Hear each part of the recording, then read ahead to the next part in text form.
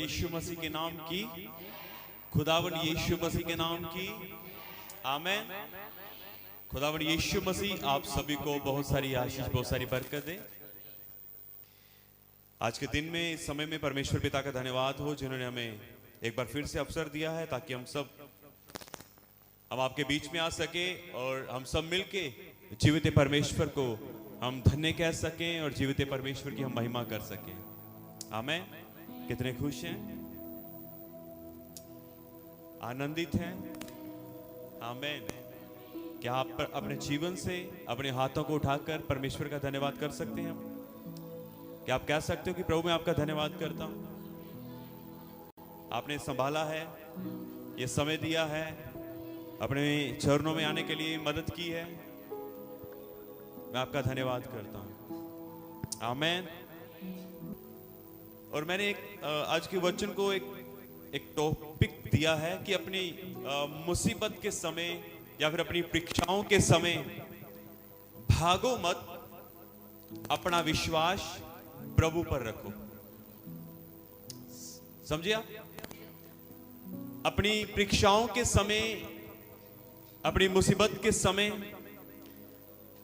आप भागो मत, पर अपना विश्वास किसके ऊपर रखना है? क्या हम जोर से कह सकते हैं? अपना विश्वास किसके ऊपर रखना है? परमेश्वर के ऊपर। हालेलुया। पर मैं आपको बताना चाहता हूं कि मैंने बहुत बार देखा है और कई जगहों के ऊपर देखा है कि लोग प्रभु के ऊपर विश्वास नहीं ला पाते। मैंने बहुत बार ये देखा है कि लोग अपने विश्वास में बड़ा कमजोर हैं। आज भी बहुत सारे हैं जो अपने विश्वास के अंदर क्या है? कमजोर हैं। मैंने आज भी देखा है। हालेलुया। पर प्रभु कहता है कि अपनी समस्याओं के समय में, मुसीबतों के, परीक्षाओं में भागो मत, पर मेरे ऊपर क्या करो? भरोसा रखो, मेरे ऊपर विश्वास रखो। प्रभु कुछ इस प्रकार से कहते हैं, और पर लोग क्या करते हैं? पर लोग प्रभु के ऊपर विश्वास, मैंने देखा है कि लोगों का जो विश्वास है वो बड़ा कमजोर है आज भी। हालेलुया। मेरे प्रियजनों, मैं आपको आज परमेश्वर के वचन से ही बताऊंगा। परमेश्वर के वचन में हम देखेंगे कि जब हम अपनी मुसीबत के समय जब हम खड़े रहते हैं या फिर जब भागते नहीं हैं, तो परमेश्वर भी हमारे साथ रहता है और हमें आशीष देता है। आमीन। परमेश्वर भी क्या करता है? हमारे साथ रहता है और हमें क्या देता है? आशीष देता है। कब? जब हम विश्वास छोड़ते नहीं हैं, जब हम विश्वास से भाग नहीं जाते। हालेलुया। आप सुस्त हो आज? क्या आप अपने हाथों को उठाकर कह सकते हो हालेलुया? मजा नहीं आ रहा? जोर से बोले हालेलुया। बोले यीशु मसीह के नाम की, यीशु मसीह के नाम की, यीशु मसीह के नाम की। आमीन।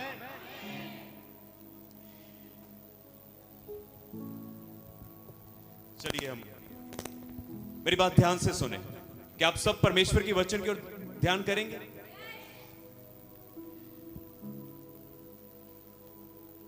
मैं बाइबल के अंदर से ही एक बात बताऊंगा, फिर हम वहां से शुरू करते हैं, ठीक है?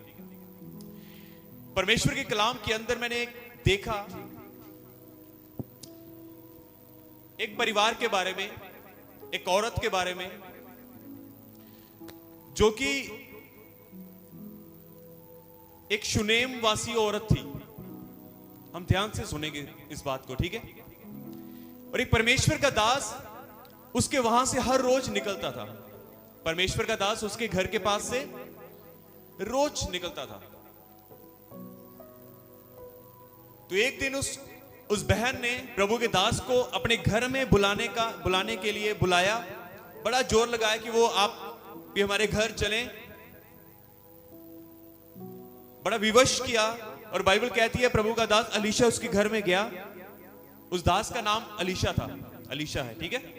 और उसके घर में गए और खाना पीना खाया।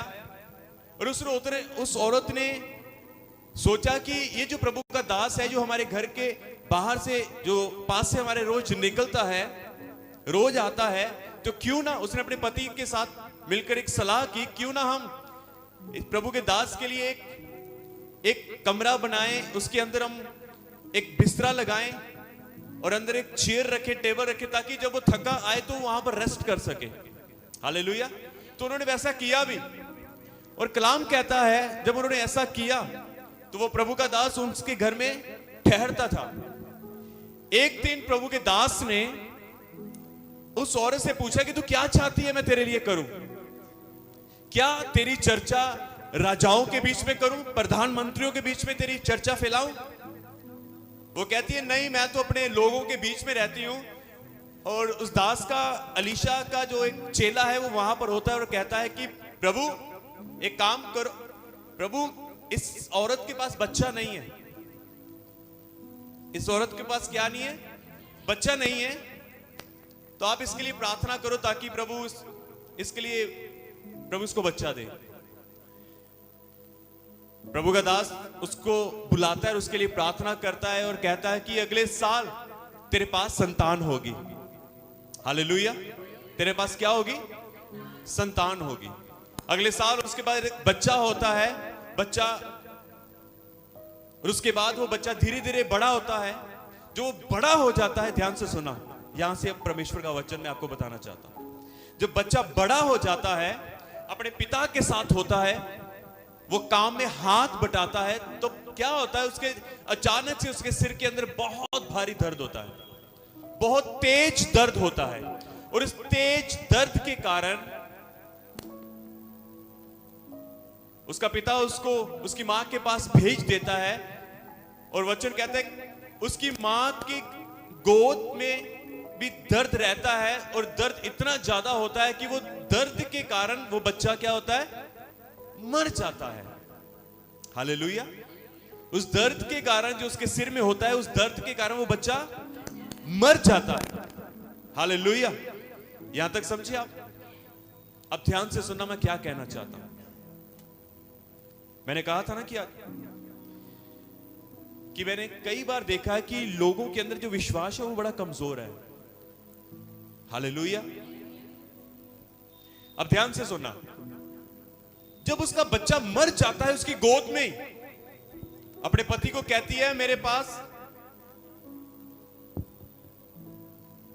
उस समय वो चलते थे गधे, ठीक है, वो उसकी तब वो सवारी होती थी।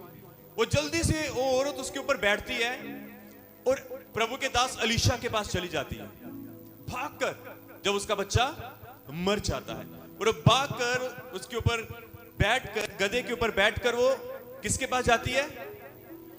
अलीशा के पास, क्योंकि अलीशा उस समय उसके घर पे नहीं होता, ठीक है, वो थोड़ा सा दूर होता है कहीं। भागकर चली जाती है उसके पास और कहती है, उसको अपने साथ कहती है कि ऐसा ये सब कुछ हुआ है, मेरा बच्चा मर गया है, उसको अपने साथ लेकर आती है। इसके बीच में मैं थोड़ा सा शॉर्ट करके आपको बता रहा हूं।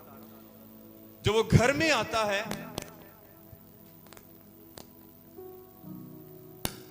अब ध्यान से सुनना, जब वो घर में आता है उस बच्चे को लेकर, जहां पर वो रेस्ट करता होता है वहीं पर उसको लेटाता है और वहीं पर उसके लिए प्रार्थना करता है। और उसके बाद थोड़े समय के बाद वो बच्चा जीवित हो जाता है। समझ आया था? बाइबल में ऐसा लिखा है वो जीवित हो जाता है। अब मैं आपको क्या बताना चाहता हूं, हम उसके ऊपर मनन करेंगे। मैं आपको बताना चाहता हूं कि जब उस औरत के ऊपर परीक्षा आई, या फिर आप ये कहो कि उसके जीवन में एक समस्या आई, उसके बच्चे के जीवन में, जब उसने देखा कि उसका बच्चा मर चुका है, तो उस समय उसने अपना विश्वास खोया नहीं। हालेलुया। उस समय उसने परमेश्वर की निंदा नहीं की। उस समय उसने परमेश्वर को छोड़ नहीं दिया। हालेलुया। उस समय उस जो दास था, जिसके कारण परमेश्वर ने उसको बच्चा दिया, जिस दास की सुन के उसको संतान दी, तो उसने उसकी भी निंदा नहीं की। ध्यान से समझो इस बात को।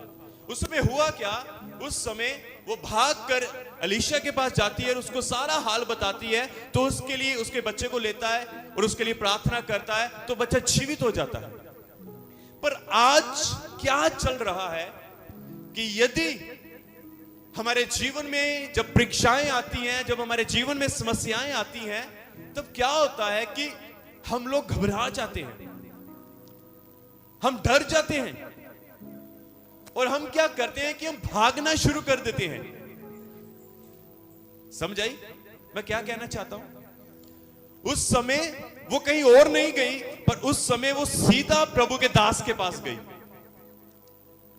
यहां पर मैं क्या कहना चाहता हूं कि आज हम जो विश्वासी हैं, आज हम जो परमेश्वर के लोग हैं, आज हम जो परमेश्वर की संतान हैं, जब कभी हमारे जीवन में मुसीबतें आती है, जब कभी हमारे जीवन में ये परीक्षाएं या समस्याएं आती हैं,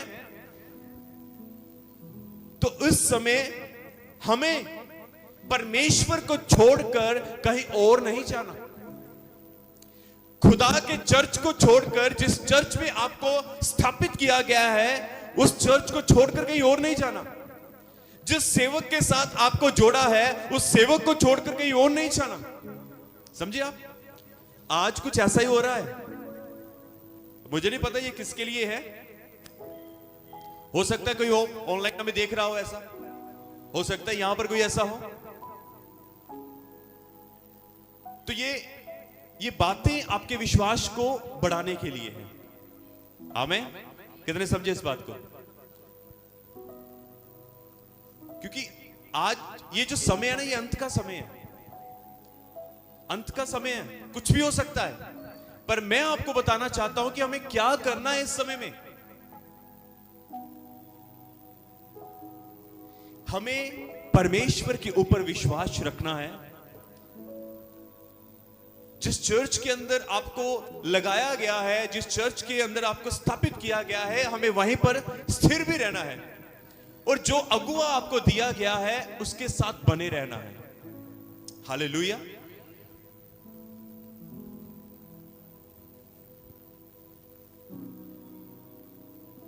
कई बार मैं देखता हूं कि अगर किसी का कुछ काम नहीं बनता तो वो क्या करता है? चलो दूसरा चर्च। कुछ लोग ऐसे करते हैं, आपको भी पता है, आप अनजान थोड़ी ना हो। मुझे ये नहीं समझ आता कि आप चर्च को क्यों छोड़ते हो। आप चर्च को क्यों छोड़ते हो? इस चर्च में भी यीशु मसीह है। यदि आप दूसरी जगह जाओगे, वहां पर भी यीशु मसीह है। तो इस बात को समझो कि आपको आशीष देनी किसने है? या चर्च ने देनी है या परमेश्वर ने देनी है? आप क्या कहते हो? उस परमेश्वर का नाम क्या है? यीशु मसीह। Hallelujah, hallelujah. जब परीक्षाएं आती हैं, तो परीक्षा आपके जीवन में आपको मजबूत करती हैं। जब परीक्षा आती है, तो परीक्षा आने का मतलब यह है कि परमेश्वर चाहता है कि आप और भी स्ट्रांग बनो। वो चाहता कि आप यीशु के और करीब आओ। परीक्षा आपको तोड़ने के लिए नहीं आती, इस बात को समझना। तो ये भी मत अपने मन में रखना कि आपके जीवन में कभी मुसीबत आएगी नहीं। आएगी, मैं कहता हूं बहुत सारी आएंगी। आपको कई बातों के साथ लड़ना होगा, कई समस्याओं का सामना करना होगा। मेरी बात समझ रहे आप? समझ आ रहा है? अब सुनो, मैं आपको क्या कहना चाहता हूं। जब अय्यूब का सब कुछ चला गया, उसके बच्चे, उसका घर, उसका बिजनेस, यहां तक कि उसका शरीर भी खराब हो चुका था। पढ़ा आपने क्या हुआ उसके शरीर के साथ? उसके शरीर के ऊपर क्या हुआ? बहुत सारे फोड़े हुए। बाइबल कहती है शैतान ने उसको पैरों की तलियों के नीचे से लेकर सिर के यहां तक उसको भर दिया फोड़ों के साथ, बीमारी के साथ। वो इतना दुखी था। बाइबल कहती है वो राख में बैठता था और पत्थरों के साथ अपने शरीर को खरोचता था। इतना बुरा हाल था। उसकी औरत ने भी, उसकी पत्नी ने भी कहा अपने परमेश्वर को छोड़, तो अब भी उसमें बना हुआ है, उसकी निंदा कर। उसकी पत्नी ऐसा कहती है। पर वो व्यक्ति, वो परमेश्वर का जन, वो विश्वासी, वो कहता है यहोवा ने दिया, यहोवा ने ले लिया, यहोवा का नाम मुबारक हो। हालेलुया। अपने सबसे, मुझे लगता है आपके जीवन के अंदर, आपके परिवार के अंदर, आपके शरीर के ऊपर शायद अय्यूब के जैसी समस्या कभी नहीं आई होगी अभी तक, है ना? आप में से कुछ 5 साल के हो, कुछ 10 साल के यहां पर हो, कुछ 15 साल के यहां पर हो। विश्वासी उम्र नहीं, समझ आई? समझिए आप? क्या कभी आपके साथ ऐसा हुआ है? ये बताओ कि आपके शरीर के ऊपर फोड़े ही फोड़े हो गए हो, आपके बच्चों का नुकसान हो गया हो, आपके बिजनेस का नुकसान हो गया हो, है? आपके घर का नुकसान हो गया हो। क्या कभी आपके साथ अभी तक ऐसा हुआ है? हाँ या ना? नहीं है ना? ये सबके साथ सवाल है मेरा। बाइबल कहती है अगर यीशु मसीह परीक्षा डालता है, पर परीक्षा के साथ निकलने के लिए निकास भी देता है। इतनी भी परीक्षा नहीं करता कि आपका साहस ही टूट जाए, आप निराश ही हो जाओ। आपके सहने से अधिक नहीं देगा। यदि वो परीक्षा दे भी तो आपके सहने से अधिक ना देगा। बाइबल कहती है अगर उसने ऐसा कहा है तो वैसा ही होगा, आपके सहने से अधिक नहीं होगा। जितनी आपकी शक्ति है उतनी ही परीक्षा आपके ऊपर डालेगा। हालेलुया। पर अभी तक कभी किसी के साथ ऐसा हुआ नहीं। पर फिर भी लोग क्या करते हैं, लोग इतने कमजोर हैं। मैं हैरान हूं कि 15 साल, 10 साल, 5 साल इन लोगों का विश्वास कहां पर है? क्या इन लोगों का विश्वास है? ये अभी तक कहां पर खड़े हैं? अभी तक कितना वचन इनके अंदर गया है? मैं हैरान हूं, क्योंकि पिछले समय में कुछ ऐसा हुआ, या फिर हम बस यही चाहते हैं कि परमेश्वर हमें बरकत दे, बरकत दे, बरकत दे, आशीष दे। फिर मुझे ये लगता है कि हम वो बूटे हैं ही नहीं, हम वो पौधे हैं ही नहीं जो परमेश्वर की तरफ से लगाए गए हैं। क्योंकि बाइबल ऐसा भी कहती है हर एक वो बूटा, हर एक वो पौधा जो परमेश्वर की तरफ से नहीं लगाया गया वो उखाड़ा जाएगा। ये वचन कहता है ऐसा। ऐसे लोग जो ऐसी छोटी छोटी चीजों के लिए, छोटी छोटी आशीषों के लिए, वीजे के लिए, जब छोटी सी चंगाई के लिए परमेश्वर को छोड़ के चला जाए, मुझे लगता है वो बूटा, वो पौधा परमेश्वर की तरफ से है ही नहीं। आपको मालूम है आप परमेश्वर के पौधे हो? पता है आपको? सिस्टर जी, आप बूटे हो परमेश्वर के, आप भेड़े हो परमेश्वर की। अब वचन से जाने आपको खुदा ने क्या क्या नाम दिया है। हालेलुया। समझ आ रहा है? उस व्यक्ति ने परमेश्वर की निंदा नहीं की। पर कई बार आज के समय में विश्वासी अपने पास्टर की भी निंदा करता है, परमेश्वर की भी निंदा करता है, चर्च की भी निंदा करता है, कलीसिया की भी निंदा करता है, सबकी निंदा करता है। मैं हैरान हूं।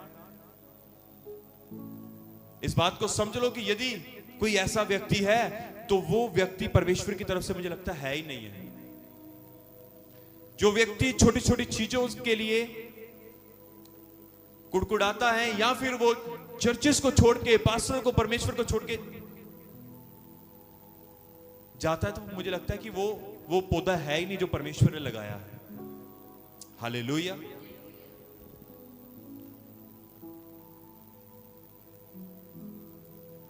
हमें अपनी समस्याओं के समय में, मुसीबतों के समय में हमें भागना नहीं है, पर हमें परमेश्वर के ऊपर विश्वास रखना है।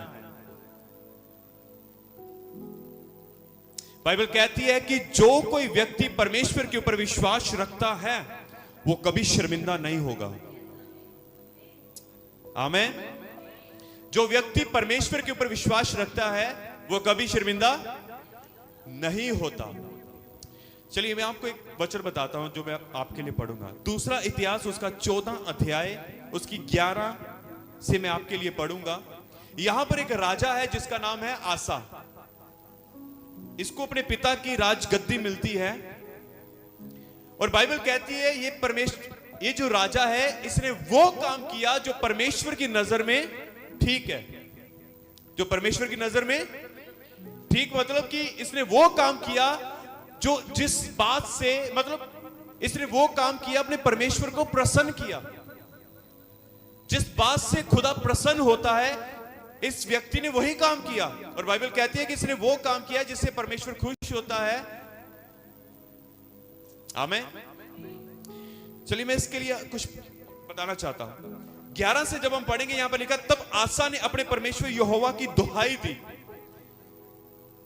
हे यहोवा, जैसे तू सामर्थी की सहायता कर सकता है वैसे ही शक्तिहीन की भी हे हमारे परमेश्वर यहोवा हमारी सहायता कर, क्योंकि हमारा भरोसा तुझ पर है। ध्यान से सुनो क्या कहता है, हमारी सहायता कर क्योंकि हमारा भरोसा तुझी पर है और तेरे नाम का भरोसा करके हम इस भीड़ के विरुद्ध आए हैं। हे यहोवा, तू हमारा परमेश्वर है, मनुष्य तुझ पर प्रबल ना होने पाएगा। ध्यान से सुनो, ये राजा है, इसका नाम आसा है और इसने वो काम किया जो यहोवा की दृष्टि में क्या है।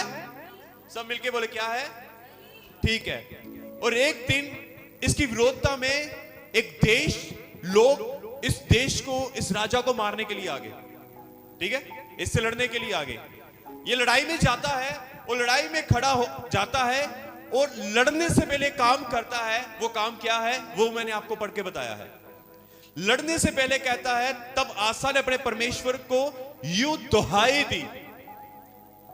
दी और कहा, हे यहोवा, जैसा तू सामर्थी की सहायता कर सकता है वैसा ही शक्तिहीन की भी। मतलब यहां पर वो कह रहा है कि ये परमेश्वर, मेरा भरोसा तेरे ऊपर है। मैं क्या हूं कि इन लोगों के साथ लड़ूं।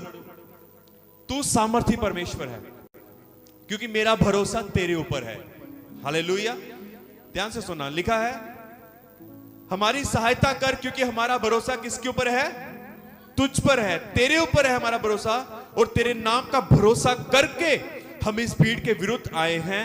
हे यहोवा, हमारी सहायता, तू हमारा परमेश्वर है, मनुष्य तुझ पर प्रबल ना होने पाएंगे। बाइबल कहती, तब यहोवा ने कुशियों को आसा और यहूदियों के सामने मारा और कुशी भाग गए। अब ये अपनी समस्या में खड़ा है, अपनी परीक्षा में खड़ा है, इसके सामने इसके दुश्मन है और वहां पर परमेश्वर से प्रार्थना करता है, दुहाई देता है, कहता है परमेश्वर मेरा भरोसा तेरे ऊपर है। अब इस बात को समझो कि इसके सामने दुश्मन खड़े हैं और ये वहां से भागता नहीं है। वहां से क्या भागता नहीं है, पर वहां पर खड़े रहकर एक अधीन की दिखाता है कि परमेश्वर मैं तेरे अधीन हूं और मेरा भरोसा तेरे ऊपर है। अपने विश्वास को प्रकट कर रहा है, बता रहा है कि प्रभु मैं इस मैदान में खड़ा हूं, इस जंग के, इस युद्ध के अंदर खड़ा हूं, मेरा भरोसा तेरे ऊपर है क्योंकि इस युद्ध को केवल तू ही मुझे जिता सकता है। हालेलुया। इस युद्ध को तू ही मुझे क्या जिता सकता है, इस युद्ध के अंदर तू ही मुझे जयवंत कर सकता है। जोर से बोले हालेलुया, हालेलुया, जोर से बोले हालेलुया। मैं आपको ये बात कहना चाहता हूं, हमारा हर समय युद्ध है, मांस और लहू से नहीं पर अंधकार की ताकतों से। हर रोज कई बातों के साथ युद्ध है, कई चीजों के साथ युद्ध है। नींद के साथ युद्ध है। हो सकता है आपको ज्यादा नींद आती हो और उठने में समस्या आती हो, ये एक युद्ध है, लड़ाई है। हालेलुया। यदि आप अधिक खाते हो तो ये भी एक लड़ाई है कि भाई हमें कम खाना है, युद्ध है ये।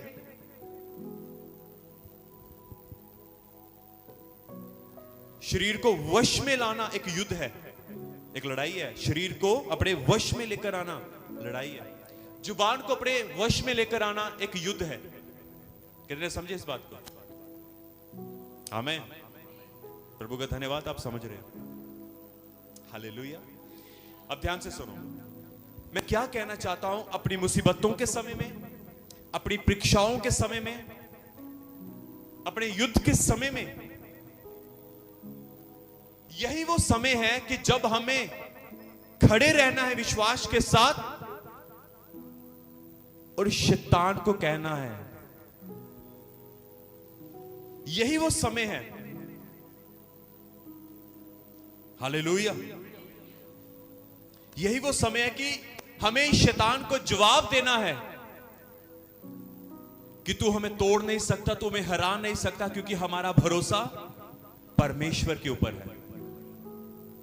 अय्यूब ने उस समय शैतान को जवाब दिया था।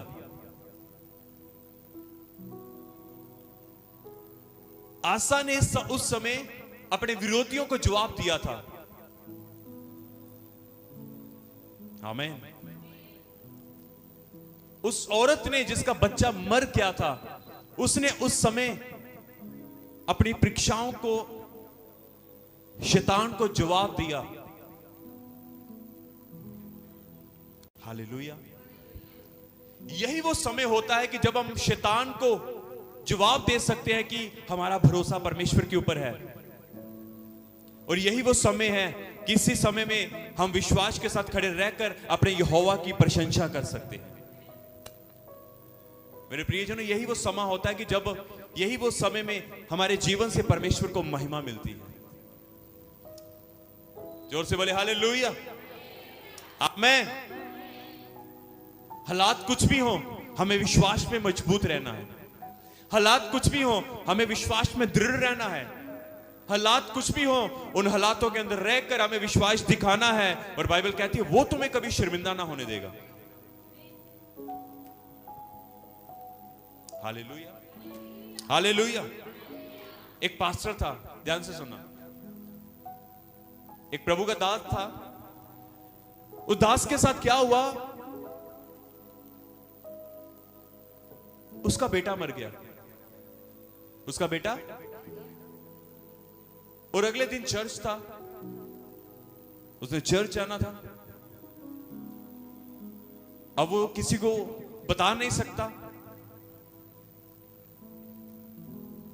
उसने क्या किया, उस मरे हुए बच्चे को रूम में छोड़ा, बाहर से लॉक किया, चर्च का काम किया, सेवा की, वचन सुनाया, प्रार्थनाएं की। घर में आए, जब घर में आए, डोर खोला, जब दरवाजा खोला तो क्या देखता है, वो मरा हुआ बच्चा जब छोड़ के गए थे, जब वो वापस आके देखते हैं वो बच्चा जीवित है। अब समझो इस बात को।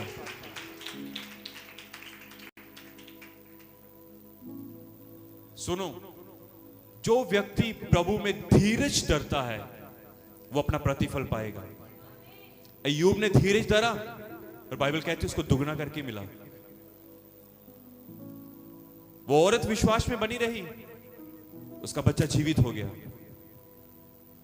हालेलुया। राजा ने विश्वास किया कि युद्ध मेरा नहीं तेरा है प्रभु, तू ही हमें इस युद्ध में जिता सकता है। बाइबल कहती है वो जीत गया। हमें हालेलुया। कितनों को समझ आया?